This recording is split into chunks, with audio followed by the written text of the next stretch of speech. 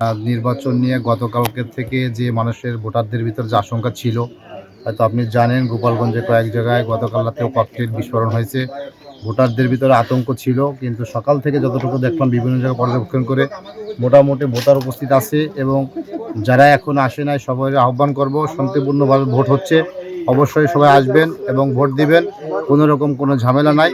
প্রশাসন সর্বোচ্চ সতর্কতা অবস্থানে আছে। সবাইকে ভোট কেন্দ্রে এসে ভোট দেওয়ার অনুরোধ করছি। সুস্থভাবেই দিলাম। ভোটের পরিবেশ ভালো আছে। ভোটার উপস্থিতিও মোটামুটি সকালবেলা তো আছে, আস্তে আস্তে আসতেছে। আমি যে কেন্দ্রে ভোট দিলাম ওইখানে ভোটার উপস্থিতি একটু কম ছিল, তাও ৪-৫ জন আছে সিরিয়ালে। আর এই যে লোকজন আসতেছে আস্তে আস্তে, তাতে হ্যাঁ অবশ্যই সন্তুষ্ট। খুব সুন্দরভাবেই ভোট দিচ্ছে। RICL TMX, যুগের পর যুগ স্থাপনা থাকে মজবুত।